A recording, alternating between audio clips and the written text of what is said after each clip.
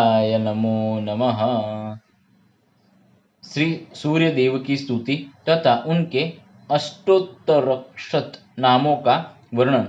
मुनियों ने कहा, भगवान आप पुनः हमें सूर्य देव से संबंध रखने वाली कथा सुनाइए। ब्रह्मा जी बोले, स्थावर जंगम समस्त प्राणियों के नष्ट हो जाने पर जब समस्त लोग अंधकार में विलीन हो गए थे, उस समय सबसे पहले प्रकृति से गुणों की हेतुभूत समिष्ट बुद्धि महतत्व का आविर्भाव हुआ। उस बुद्धि से पंच महाभूतों का प्रवर्तक अहंकार प्रकट हुआ। आकाश, वायु, अग्नि, जल और पृथ्वी ये 5 महाभूत हुए। तदंतर एक अंड उत्पन्न हुआ। उसमें ये सातों लोक प्रतिष्ठित थे। सातों द्वीपों और समुद्रों सहित पृथ्वी भी उसे में थी। उसी में विष्णु और महादेव जी भी थे। वह सब लोग तमोगुण से अभिभुक्त एवं विमूढ़ थे और परमेश्वर का ज्ञान करते थे। तदंतर अंधकार को दूर करने वाले एक महातेजस्वी देवता प्रकट हुए। उस समय हम लोगों ने ध्यान के द्वारा जाना कि ये भगवान सूर्य है। उन परमात्मा को जानकर हमने दिव्य स्तुतियों के द्वारा उनका स्तवन आरंभ किया। भगवान तुम आदि देव हो। ऐश्वर्य से संपन्न होने के कारण तुम देवताओं के ईश्वर हो। संपूर्ण भूतों के आदिकर्ता भी तुम ही हो। तुम ही देवादिदेव दिवाकर हो। संपूर्ण भूतों, देवताओं, गंधर्वों, राक्षसों, मुनियों, किन्नरों, सिद्धों, नागों तथा पक्षियों का जीवन तुमसे ही चलता है। तुम ही ब्रह्मा, तुम ही महादेव, तुम ही विष्णु, तुम ही प्रजापति तथा तुम ही वायु, इंद्र, सोम, विवस्वान एवं वरुण हो। तुम ही काल हो, सृष्टि के कर्ता, धर्ता, संहर्ता और प्रभु भी तुम ही हो। नदी, समुद्र, पर्वत, बिजली, इंद्र, धनुष, प्रलय, सृष्टि, व्यक्त, अव्यक्त एवं सनातन पुरुष भी तुम ही हो।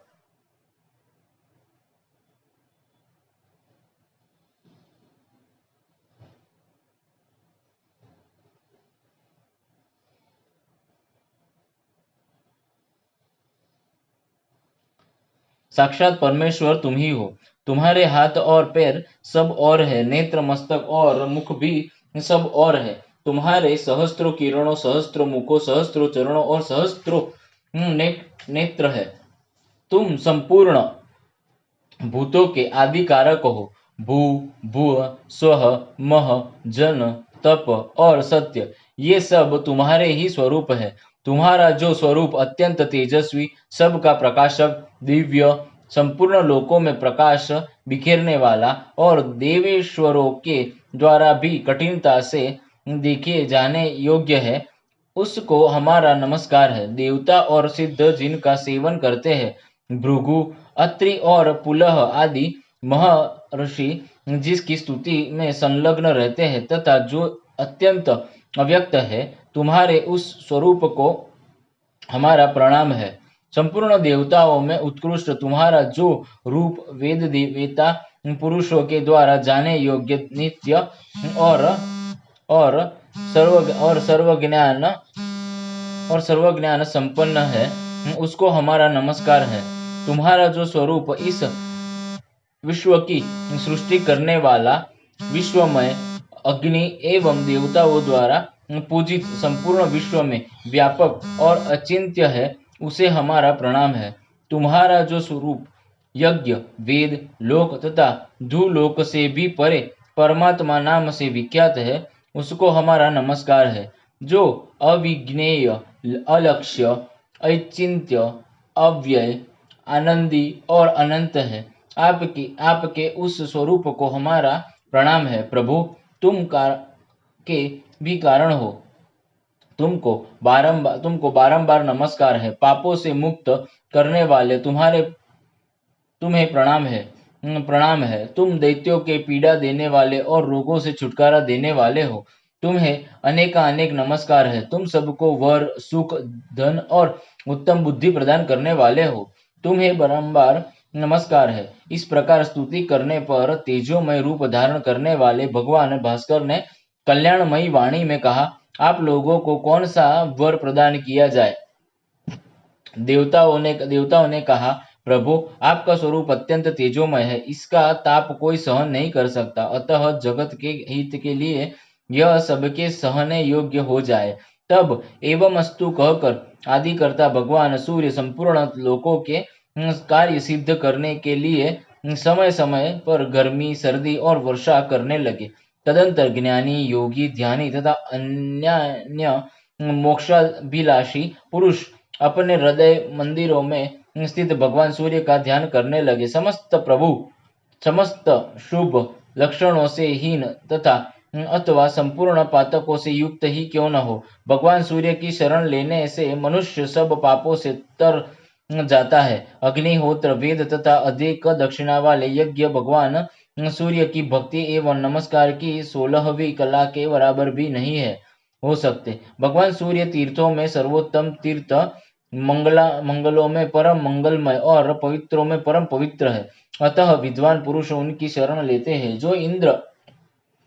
जो इंद्र आदि द्वारा प्रशंसित सूर्य देव को नमस्कार करते हैं, वे सब पापों से मुक्त हो सूर्य लोक में जाते हैं।